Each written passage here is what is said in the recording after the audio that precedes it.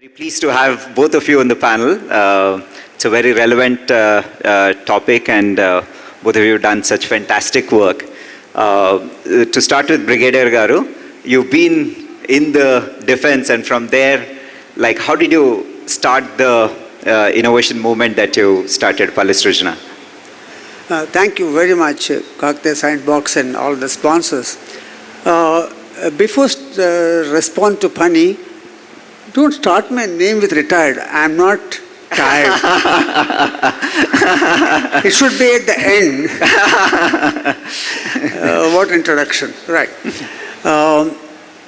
I come from Telangana. I was short. Even now I'm short. I was 4 feet 11 inches when I joined engineering college, Usmania. You want to put the mic closer? Okay. Is it okay? Yeah, as close as possible. So there was never army in my radar. The kind of a physique I have come from the very humble backgrounds. But one of those days in the college final year, naval authorities have come to select university entry scheme. So they came to interview people and take some of them after a medical checkup. So my friends dragged me there, though I was not interested. And when the introduction started by a naval officer, something struck me. That guy who was wearing a white uniform and sparkling stars and impeccable English was only 5 feet 3 inches. And that was a defining moment in my life. I appeared, I got selected, went on, that's where my army went on. But what happened in the army was something so different. While I kept on serving in the Siachen and the Jammu and Kashmir, Rajasthan, Assam, everywhere, I found that the nature is, it's not enemy to you, but nature is a complex parameter in your operation in army. How do you handle it? And each Jawan has to handle himself with the standardized weapon we give him. And if that is not done, the operation is not successful. So over a period of time, I found that Jawans innovate. We win wars because Jawans innovate. Each Jawan innovates, uses this his training, his weapon, to accomplish the mission assigned to him. And I came to a conclusion, and that generals plan the war and soldiers win the war by their innovation. You can clap if you wish to for generals.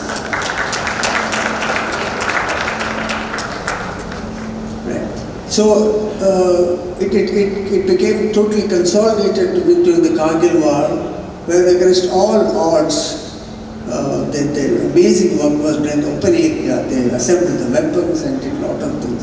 So that innovation was in our hearts, and we started innovation movement in the army. And a lot of work has been done, and there was a Go ahead. We collected innovations from across the country from the ground, analyzed them and consolidated them and published a book called Army Innovation Compendium way back in 2002, and that was circulated across the army units. It was so useful to the commanders and the people who handled the equipment that they had solutions to most of their problems given in the book. And that's the one that, talking about scale, I don't know what we did, but scaling of dissemination of ideas, dissemination of solutions happened just by printing a book, and there's a time we didn't have digital facility. And there we picked up 40 of them from the ground, not engineers, need not only, even infantry soldiers who were going to pick them up, and tasked them to make a vehicle known as Windy. Windy is a multi-weapon platform which was required by Indian Army but not available anywhere in the world. So we thought, shall we develop, not a design, develop a Windy vehicle. And these guys have made it in 6 months, amazing vehicle. And that we put it through various trials in the Jammu, Rajasthan and even Ladakh, and certain modifications done. And the users were very happy with it. Then what? We are not corporate, we are not a manufacturing agency. Army is supposed to use the weapons. So we displayed that outside South Block in Delhi, And people saw it one day, third day, fourth day. Finally, George Fernandez has come, who was defense minister at that time. And he saw the whole thing, heard the story, and then he asked, he thought for a while, then he said, Brigadier, is it really made by my Indian Army? We confidently said, yes, sir. Then he said that was the 22nd December 2003, I think, 2003. Then he said, okay, this will go into the Rajpath on 26th day parade. And that's the way the credit given to the Jawans who made the vehicle was enormous to the extent of getting onto the Rajpath for Republic Day parade. Then we applied for patent for it. Though there's lots of stories behind that patent, but we got a patent which is also happens to be the first patent for the Indian Army. So these are small things, but when we put them together, we found that there's a untapped, innate strength in the organization, especially at the lowest level. And they did wonders, but not much documented, not much highlighted. So we tried to leverage that by making an organization from top to bottom, innovation organization, maybe first army in the world to do that, to capture these silent, innovative people and grow intrinsically depending on the context. That's the way we went about. It was a great experience. Thank you. Wow, thank you. Thank you so much for this background. So how did Pallisrujana happen? What does Pallisrujana do? So while this, my thoughts of consolidated thoughts of creativity at the lower level of the organization, lower means hierarchically lower. I was wondering, is it really true outside, like in the government, like in the private industry, like in the public industry, society? I have no idea because we grew up in the vertical of army. So when we paraded our vehicle on the Republic Day, 2004, Anand Mahendra called up that evening. He said, Brigadier, how can you do this? When me and Ratan Tata pulling our hair, we did not put our vehicle on the Rajpath. But he said we had a good time, talked a lot, and then he recommended us to be part of governing body of National Innovation Foundation, me and my general both. So we used to start attending the National Innovation Foundation, which is part of the Department of Science and Technology.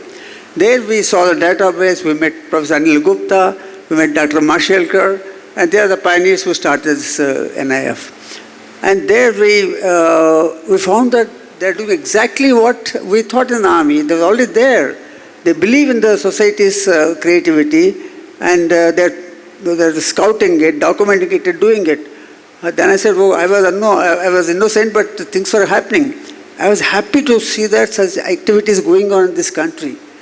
And more we see, by then they collected over 80,000 innovations from the country, by then, 2003. Imagine what a number. So, one of those meetings found that there hardly anybody from Telugu states. There was only one state, nothing from Telugu state. Nobody was there. So I asked Mashelkar, Telugu vallaki Telugu ledha ani adiyanu. He said that we don't have non-governmental organizations in Andhra Pradesh, undivided Andhra Pradesh, who can voluntarily scout such innovative people in the villages and document and bring it back to NIF. So that's the reason there was not many. So that's the point which struck me, that when I retire, I must come back to Hyderabad, my place, and do this noble job of scouting the creative people, documenting them, and disseminate this horizontally, vertically, wherever the way it is. It happened like that. And 31st October 2005, retired, and 20th November 2005, we started Pallisrujana. Palle is village, Sujana is creativity. We start with believing and the conviction that villages have creativity, and that's where we went on. Wow, what an inspiring story. And later in the conversation, you will learn how impactful Brigadier Sir's impact has been in the Telugu-speaking states. Thank you so much for that. Gayathri, thank you so much for coming all the way to Nizamabad. Again, a very, very inspiring story on the impact that Gayathri is making. So over to you, Gayathri, why are you doing what you're doing, and what are you doing? So, I think why I'm doing is, I just had a very interesting breakfast conversation with Arun. He asked me the same question. I think I pretty much do what I like. That's a very simple answer is, I think I grew up with a lot of privilege. And every time I see young people, I feel that privilege is what is missing. I don't think there's any other reason for one to do well or not to do well. So I think I have been in the development sector from the beginning. Since I was 20, I've always been keen to solve problems which I think are solvable. And I think it's about money, opportunity, and that's about it. And I don't know it's in which order, is it money or opportunity, but I think that's the key to solving it, and that's really my reason to do it. Sure. And what do you do, Gayathri? What does Sambhav Foundation and LabourNet do? How are they different? How are they similar? What do you do in the foundation? So I'll just sort of step back before Sambhav and LabourNet. For about a decade or so, I was part of ILO. So a large part of what ILO does is work with countries and look to see that the labor, education and labor policies. What's the full form of ILO? International Labour Organization, which is one of the United Nations organization. So a large part of my work was to see if governments' policies with respect to skill training, what we call TVET, right, vocational training, ITIs, higher secondary education, and employment exchanges are married or not. So I looked at it in the South Asia subcontinent, which is Pakistan, India, Bangladesh, Nepal, Sri Lanka, etc. And I found that there was nothing wrong with the policy. It was more an execution problem that was there, and execution had number of issues which I think at a policy level we write very good documents. So the question was not, was the intent there? It was how to do it which was the problem. So when I quit, I set up, rather naively, I thought I could set up a private limited company. I called it a social enterprise because that's what everybody else called it, and it was the fashion in the mid-2000s, and thought, let me figure out execution. Within 3 years, I realized that running a company was very different from giving grants, was very different from writing policies, right? What was the company supposed to do, and what is it called? Company is LabourNet, and we fundamentally tried to look at people's skill set and match them to jobs and ensure that they move to jobs and have careers. That's really what we attempted to do, and we did it on the basis of what India already had. India already had modular employment skills, so you could do certification. And that time call centers were the rage of the town, so we said, why don't we bring it in and do a matching engine? I'll sort of cut the story short, but over time we realized that the key is to actually get people to jobs. So today LabourNet services about 10,000 people per month and ensures that they get full-time jobs. Wow. So that's really the... So 10,000 people get a job through LabourNet every month? That's right, that's right. And what's the total number of people who got a job through LabourNet? I'd say about 1 million in the last... Wow. But let me put a caveat there. We struggled through this entire thing, right?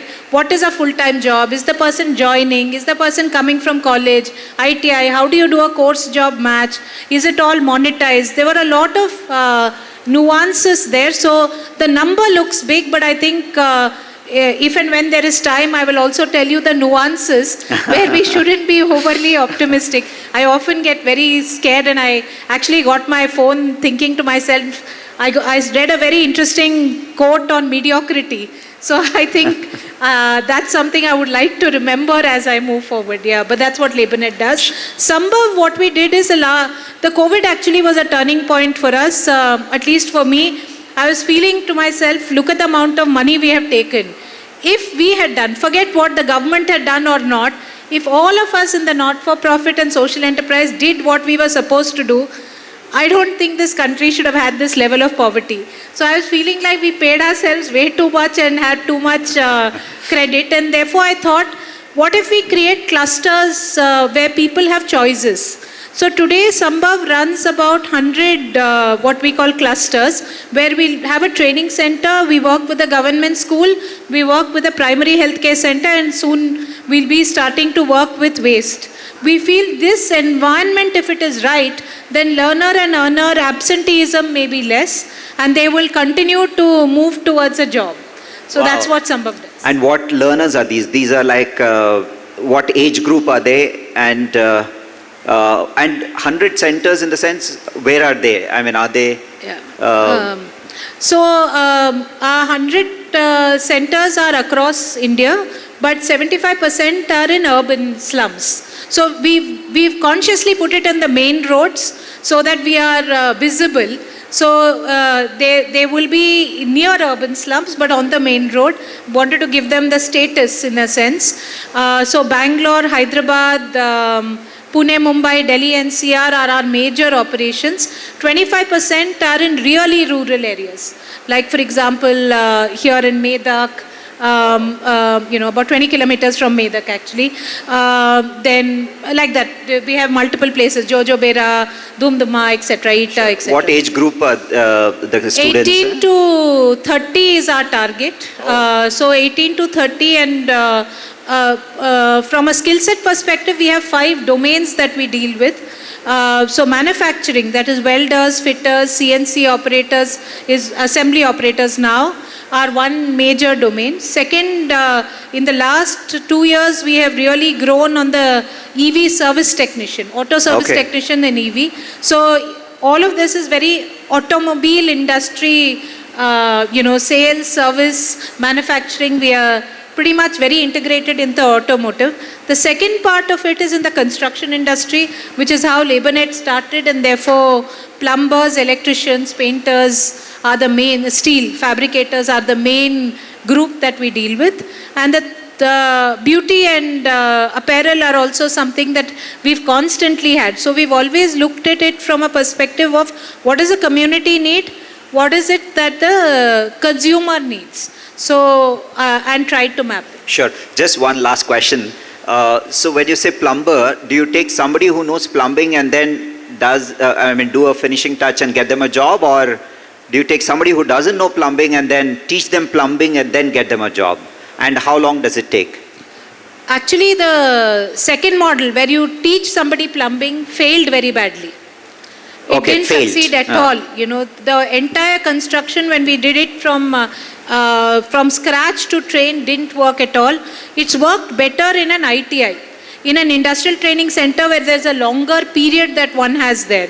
So what we've started doing is go from the company downwards. So I'll give you an example.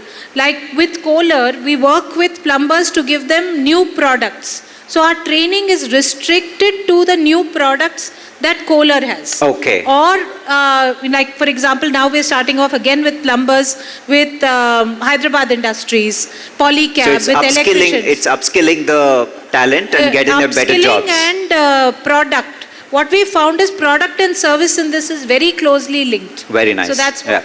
Thank you. And Brigadier Garu, the next thing is going to the topic of scaling in Bharat. Right, you've done a phenomenal job with the resources that you have. I mean, yours is really a movement, right? I mean, people come and walk with you in the villages. Can you talk about what are those walks and how do you get these volunteers? I know you work with very small budget, but your impact is out of proportion to the budgets that you work with. So how did you go about doing? Because like Raju Garu also mentioned this morning, that the best thing to happen is where the community gets involved, where they take ownership, and which has happened in your case. So how did that happen? And could you please give us some insights on what we could learn from that? Yeah. Thanks for asking this question, but I don't think I have a specific answer. It's so difficult to predict or manage human behavior. When I retired, as I mentioned, I thought we'll start an organization and started with three major decisions. One is that I will not earn money. The second thing is that I will not use my first 60 years knowledge. I'll become zero as a KG student and start learning again. And the third thing is the group has to work voluntarily, no budgets, no praise, no claps. They just work for others. The three decisions we made. It was in 2005, my dear friends. Today I'm here thanks to the Padma Foundation that we appreciated the values we have created over a period of time. We evolved. There was no plan. In fact, Palashuzana has no mission, no objective, no resources, no employees, no accountability. We just evolved. And therefore, we have no failures, only success. The fact that you have called me here and talking about Palashuzana is a great success for us. Otherwise, what are we? Your success is much more than us calling you. We are thankful that you made time for us. Yeah. So we believe in the creativity, as I mentioned earlier, in the villages. So we walk. You know, why should any unknown person share things with you? What is that you can offer to him which appeals to him? All these are questions, but we never discuss this. We just go and try hard to get accepted by them, that they are willing to share with you. Now, that onus of getting accepted is with us, not with them. So what are these walks? I mean, maybe audience can benefit. What is this walk? The Palashuzana walks. Yeah. Walk is going and meeting people, simple. You know, so you go as a group of people, and how many days do you walk in a village across? Okay. Like it's like a padayatra. Funny, we don't plan. The problem is, you know, in the formal system, everything has to be planned, structured, aims, goals. I lived in the same organization, a little more strict organization, army. But I said, can we do everything free to you? We want to go and learn a place, let's say 50 kilometers route we choose in the geography. And we'll say, okay, all of you meet that day. Whoever wants to come, we put on the registration online. And when they come there, we say, okay, now there are 4 gurus to you. One guru is nature. Other guru is people living in the nature. The third one is Gayathri, who came all the way leaving their comfort zone. And fourth guru is yourself.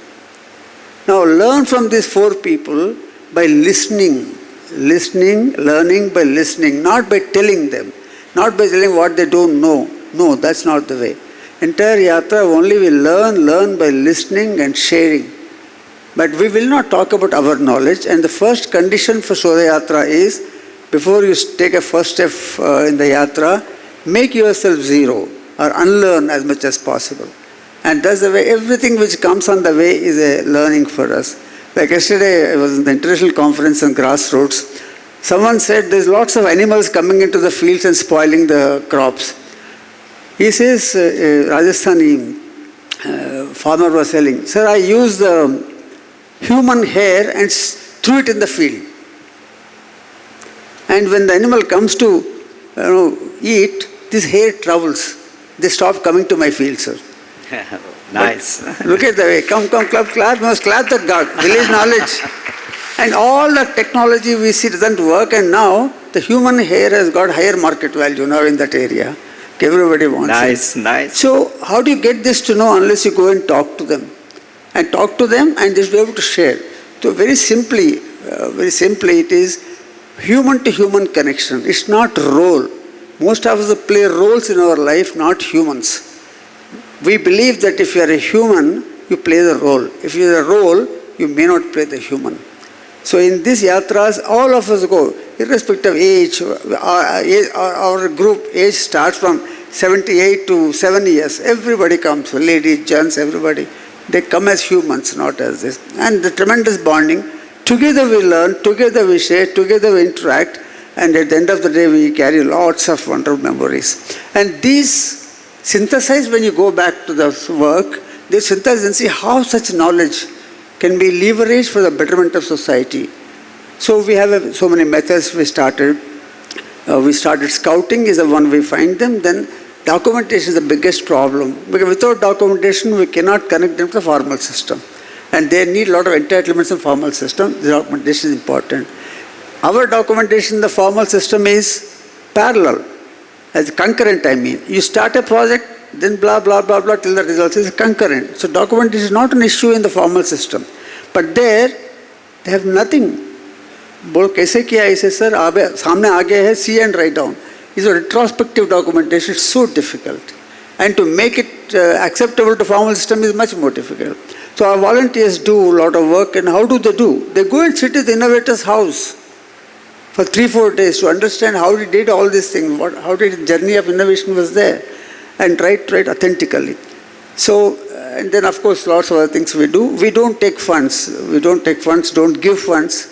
We run internships but don't give certificates. We don't do anything. Gandhiji said education is an ornament. He said learn and go. And if it is acceptable to you, please come. So it's going on. What's happening is the volunteers keep coming. And why are they coming? We don't know. Shodha Yatras people have done. We did 51. There is somebody who has done 32 Yatras. Wow. Of course, not me. And why are they coming 32 times? I do not know. I don't answer. Wow. But they keep coming. It's a rage actually. Shodha Yatras is a rage among the youth. Like so many of the people that I know went in the Shodha Yatras. The purpose of Shodha Yatra is you go to the rural areas, to the villages to figure out the innovations there. The belief is there are a lot of innovators, they're figuring out solutions to their problems, but it is constrained to that village. So sir's activity is how do I take that innovation? They're willing to share that innovation. They don't even know that it's innovative, right? How do you take that innovation and then spread it to other villages so that so many more people can benefit out of it? But the first thing is how do you go to these villages to get that innovation?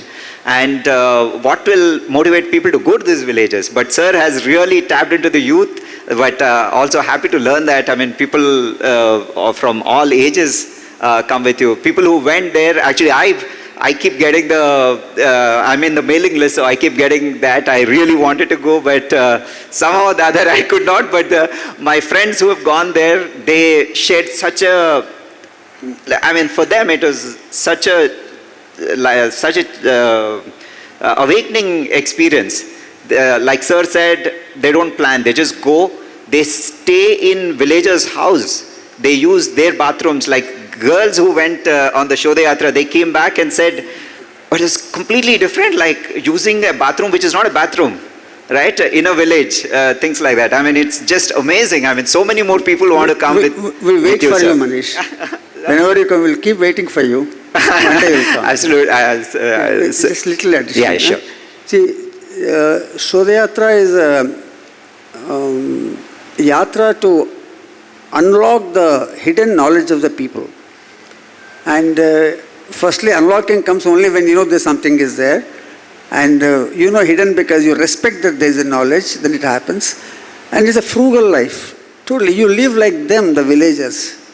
And no expectations and nothing will be given to you. Frugal life. And I've not heard any complaints in the 51 yatras. And the food will come when we don't know.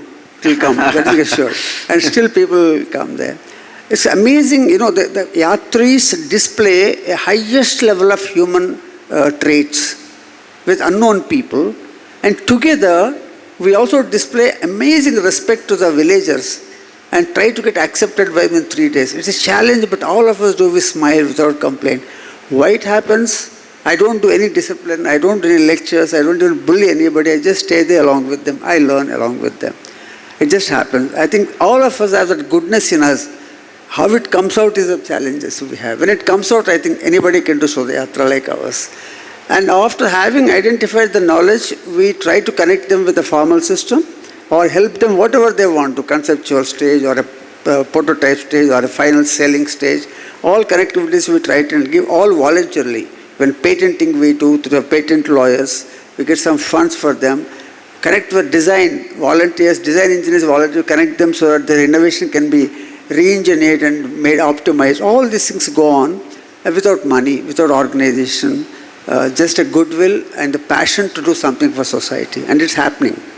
Thank you. Thank you very much. Yeah.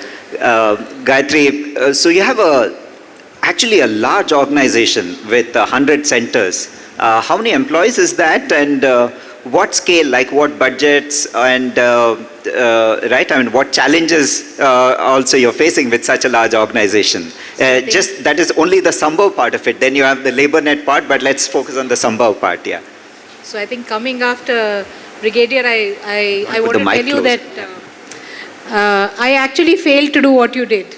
About 30 years back, I tried to live in a village for 3 years, and it's the very toilet and the water which actually drew me out. I realized I was just thinking how much more noble you could be. I just couldn't succeed. After 3 years, I told myself that life is not for me. I was frustrated and I was very, very depressed. But I'll answer, so I have immense respect for what you do. But want to tell you that it didn't work for me. Yeah, Sambhav has about 700 employees. Wow. We decided that everything we need to do, we have to build the capacity of the field worker. Some of the, we call it techniques, but some of the philosophy is very similar. They have to be in the field. They have to understand the community and then start delivering. We have today, that was the question you asked, how many employees that we have. So we've divided it into what we call... what scale, budgets and etc. if you're happy to share, but yeah. Sure. Sambhav is about 100 crores annual grant today. Wow. So the way we've tried to do it is, there is the field organization. So each vertical has its own set of people. And then we have what we call capability building. So we have central to support teams, which looks as, for example, training. So we're actively looking at something called experiential learning. So as they learn, can they start earning? So that means within 2 weeks of learning, because many of our trades are hard trades, we feel there is a possibility for them to start earning. So I'll give you a non-hard trade example. Like a lot of people, young people today will say, I want to do data analytics, I want to do frontline software. Actually, they don't have even access to computers. So one of the first things we are trying to teach them is actually typing. So with typing, are they outsourced work that they can do? Similarly, they are very fascinated by visualization. So Power BI gives you simple visualization. So we want to break this thing that, what is it that they can enter the market with, right? So they have the skills. Otherwise, they're pitted against the engineers of premier colleges, and the wage difference looks very huge. So I think that's the kind of thing that we're doing. Of course, we've been doing this a little longer with sales and beauty and plumbers, etc. But that's what we're attempting to do. Thank you, Gayathri. I took a moment to sink that in. You said 100 crores. 100 crore grant every year. How is it, to raise 100 crores every year? Could you throw some light on that? Pasina chhut jata hai. Yeah, the best is, I think, so it is very difficult. I think the largest problem that I face is the lack of continuity. So if a donor decides they will back out of there, do we remain in that community or not? So I think that's been our biggest struggle. What happens when the funds are not there? Second, I think the struggle is, even in the not-for-profit, a lot of people are seeing it as a career. So how do we give them a career path? How do we ensure that they have a growth path? And will it be here or will it be in the CSR? So we're looking at what can we give them as they have to move away from us. Because today the living standards require for them to be paid. And I think civil society organizations, NGOs, employ a large number of people. So it is for us to protect their livelihood, to see to it that they are able to have a career there. Having passion and career, and that I think is the biggest tension that this entire sector faces. Thank you, Gayathri. Go ahead. Can you speak of scaling of information, scaling of grassroots innovations? Yeah, I was just coming to that. Yeah, please go ahead, sir. Yeah, so what are your thoughts on scaling the grassroots innovations? Yeah, firstly, grassroots innovations come from people, not software, not hardware, but hardware. They innovate hardware, H-E-A-R-T-W-A-R, Okay. hardware. Hardware. So they solve problems by volunteerism, and the provocation for them is samvedana, the feeling others' pain the way they feel it. Call it samvedana. Don't call empathy. Empathy is not a very good word. Samvedana is a good word. So they do it on their own, but they do not know what to do with it. So they only enjoy if they are having a problem, or give it to people around them who are suffering with the problem. And that's all, they stop there. But it is us, we understand that this problem exists across the country, maybe 6.5 lakh villages, maybe the world. How this wonderful solution can be utilized by others. That's a challenge we have. So we have to take the responsibility of, I don't use the word scaling, I use the word dissemination. Dissemination is reaching the people and using it, getting a benefit out of it is dissemination. So that's what we have to do. We try to build our own voluntary organizations, like starting from magazine to exhibitions. Every week we conduct exhibition where we get innovators come there and they display the innovation. They also get to know what others are doing, what is the real needs of the people. Some exposure to them happens. Almost every week we do one exhibition somewhere or other. And then going on with the webinars and taking them to national international exhibitions. Then Mallesham is also our discovery. I took him to Central Silk Board. Satyavati IAS was secretary. She was very happy. He says, Mallesham Garu, I'll get it done, this and that, because it belongs to women of weavers. 1 year, nothing happened. Every week I used to remind her. And after 1 year, he got a President of India award, which we applied to National Innovation Foundation. So I've sent that document to her. Next day, she ordered 50 machines, ASU machines. Then I realized that the formal system understands only awards or patents, the language which they understand, not by making them stand in front of somebody they're not impressed by that. Then we focused on awards. Until today, all the volunteers have their efforts. We have founded more than 800 innovations in Telangana, Andhra Pradesh, and more than 1,000 farm practices we have recorded, all original. Then there are 3 Padma Shris, there are 13 Rashtrapati awards, 86 patents. There are 86 patents. Then all award regional, Amazing Indian, 2 awards, Samsung 18, Sri Hall of Fame, name a thing everywhere. Raitunesam 13, Sakshi Awards 5. All volunteers keep writing, and there's significant knowledge they displayed and the impact they made to society is acknowledged by the formal system. So all this also giving visibility to them. Now, what do we scale actually is the information or the product. And because these people work in the nature, it is contextually specific. It has to be decentralized. It has interconnectivity with the surroundings. And such kind of things, when the diversity of our country is almost 126 agri-zones, what is scaling up of grassroots innovations? Now, this has to be debated. We understood that the information that is existing, information is possible to solve the problem we are facing is more important. That should go to the people fastest in their languages. So they understand that this problem can be solved by some method. Now then, one of you, those who are sitting there may say, okay, let me try, because it can be solved. So that kind of a thing start up. Maybe every innovation we make in the villages, if we disseminate it in the typical languages to all the country people, there will be innovators coming up in every village over a period of time and trying to solve the problems. This I call it scaling of information, but mass manufacture is out for grassroots innovations. It doesn't work at all. Nature is customized, technology standardized. You cannot do this. And secondly, this also has a negative impact on the villages, is that extractive economies keep taking away from the farmers. But if you have local innovation, extractive economies, their effect is less. And lastly, see, we have to, what is the aim of technology in the agriculture? It's not money, it is food. Who will give you food? In the future, who will give you food? Where are the farmers?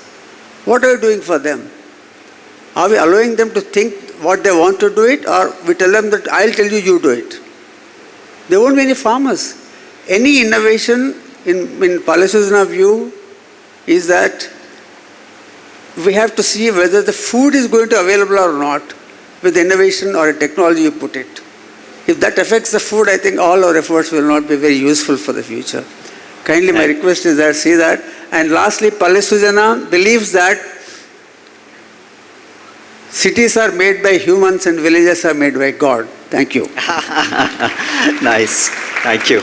We have the last 1 minute. Gayathri, could you throw some light on the impact that Sambhav does? Like how many people does it train and place every year, or other, like, on this?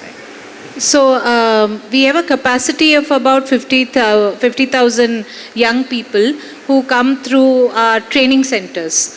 But we also work in colleges and ITS, which are pretty much next to the centers, and that gives us another about 50,000. So about 1 lakh per annum is the capacity that we are dealing with today. And how many of them like get into the jobs? Now that is something that we've been struggling with. So about 50% of them clearly go into work paths. Wow, that is 50,000 a year. That's a huge there's number. Another group of them which really wants to do higher education. So we're trying to figure out how work integrated models are coming. And today with the national education policy, it's possible to do it. So many of them want graduation. So Tata Institute of Sciences, for example, has a work integrated education module. Like that, there are many universities which will, it's already there, but I think we need to integrate it so the learning and earning happen together. Most of them don't see graduation is an important social symbol for them.